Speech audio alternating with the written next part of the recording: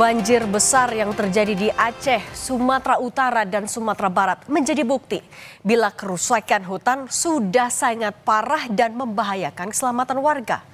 Penegak hukum tengah menyelidiki perusak hutan yang memperparah dampak banjir akhir November lalu.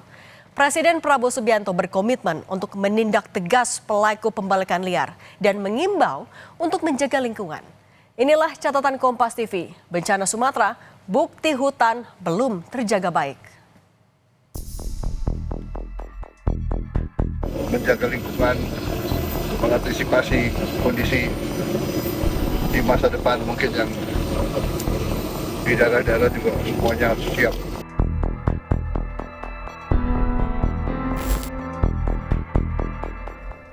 Di tengah penanganan bencana di Sumatera, Presiden Prabowo membentuk Satgas Penertiban Kawasan Hutan atau PKH untuk memberantas aktivitas ilegal di kawasan hutan. Kapolri, Jenderal Listio Sigit Prabowo mengungkap bahwa Satgas yang dibentuk telah menetapkan tersangka berkaitan dengan dugaan pembalakan liar yang memperparah dampak bencana di Aceh, Sumatera Utara, hingga Sumatera Barat. Kami telah membentuk Satgas, saya kira di Tapanuli kemarin kita sudah menaikkan sidik dan tersangka juga sudah kita temukan. Demikian juga untuk wilayah yang lain yang memang potensi banjir ini salah satunya karena dampak dari pembalakan liar, tentunya tim saat ini semuanya saya minta untuk bekerja dan segera dipublish sehingga kemudian masyarakat bisa mendapatkan informasi. Saya kira itu. Selain menjerat para pelaku yang terlibat dalam hilangnya hutan di Sumatera, Presiden Prabowo juga memerintahkan jajarannya, khususnya pemerintah daerah, untuk waspada dan menjaga alam menjadi lebih baik. Prabowo meminta agar tidak ada pohon yang ditebang sembarangan. Kita sekarang harus waspada, hati-hati. Kita harus jaga lingkungan kita, ya. Alam kita harus kita jaga. Kita tidak boleh tebang pohon sembarangan. Saya minta pemerintah daerah semua lebih waspada, lebih awasi, ya. Kita jaga alam kita dengan sebaik-baiknya. Menyusutnya hutan di Aceh, Sumatera Utara, dan Sumatera Barat yang menurut analisis jurnalisme data Kompas mencapai rata-rata 36.305 hektar per tahun, atau jika dikonversi per hari ditemukan angka sekitar 99,46 hektar hilang per hari. Perhimpunan Bantuan Hukum Indonesia atau PBHI mendesak untuk mengadili tak hanya soal pelaku yang ada di lapangan, tetapi hingga pembuat kebijakan. Bagaimana bisa 100 hektar per hari itu diizinkan? Siapa yang ngasih izin? Tentu levelnya bukan level paling keroco di bawah di lapangan.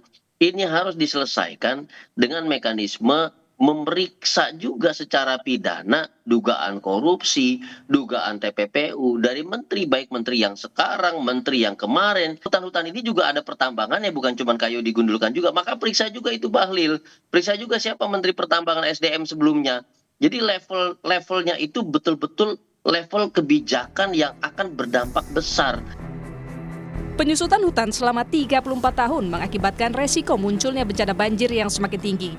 Pemerintah harus kembali menata kerangka kebijakan dan institusi untuk menangani bencana ekologis.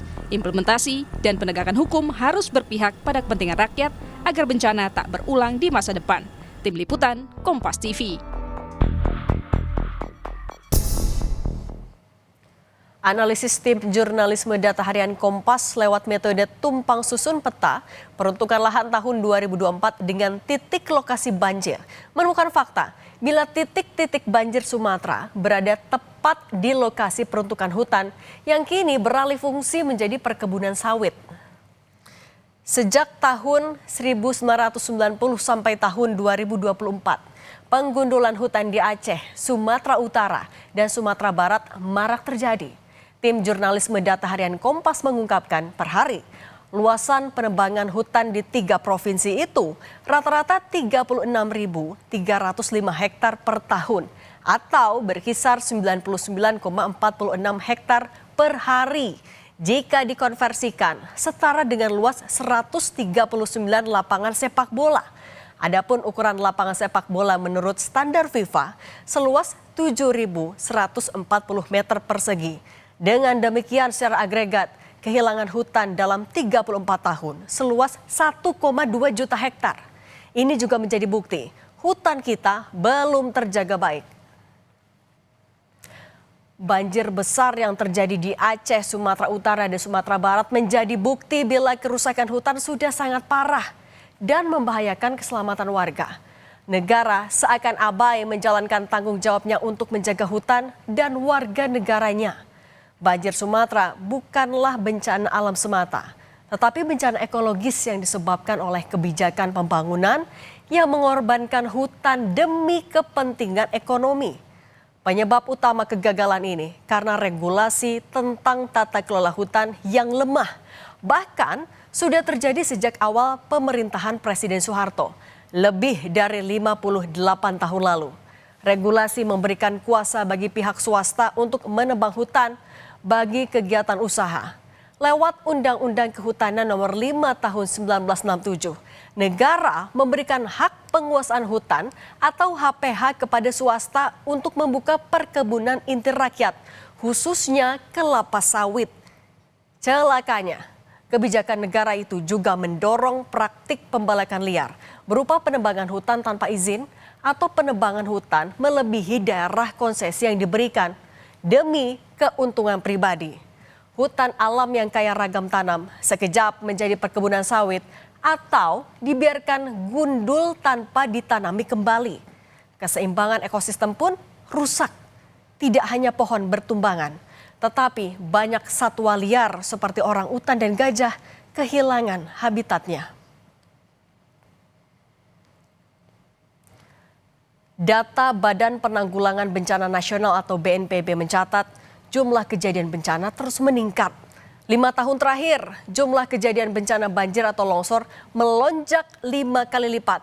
Dari 882 kejadian bencana pada periode 2019 hingga 2024, lompat menjadi 4.779 dalam periode 2020 hingga 2025. Ironisnya, lonjakan kejadian bencana ini tidak lantas menjadi alarm pengingat.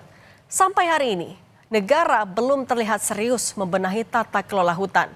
Regulasi baru kehutanan lewat Undang-Undang Nomor 6 Tahun 2023 tentang Cipta Kerja malah membuka celah bagi praktik deforestasi. Aturan ini menyederhanakan penetapan hutan hanya dengan peta atau citra satelit, serta menghapus ketentuan batas minimal 30% kawasan hutan dari luas daerah aliran sungai dan atau luas pulau.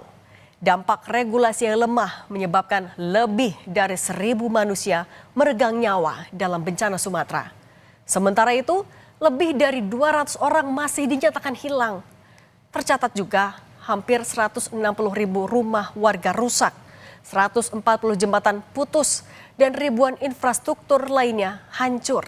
BNPB memperkirakan biaya pemulihan pasca bencana lebih dari 51 triliun rupiah. Bencana Sumatera seharusnya jadi titik balik bagi negara untuk lebih berkomitmen dalam menjaga hutan. Tata kelola hutan harus segera diperbaiki dengan melakukan evaluasi menyeluruh terhadap izin penebangan hutan yang sudah diberikan, khususnya di daerah aliran sungai dan kawasan rawan bencana. Pemberian izin-izin baru sebaiknya di-stop sambil merevisi regulasi kehutanan yang berpihak kepada aspek perlindungan ekologis dan pelestarian lingkungan. Selama izin mudah diberikan, hukum lemah ditegakkan, dan hutan terus dikorbankan, maka bencana akan terus berulang. Tetapi di atas seluruh urusan regulasi, political will negara yang menjadikan perlindungan hutan sebagai prioritas kebijakan negara belum tampak jelas. Karena memperbaiki regulasi tanpa political will yang kuat hanyalah omon-omon belaka.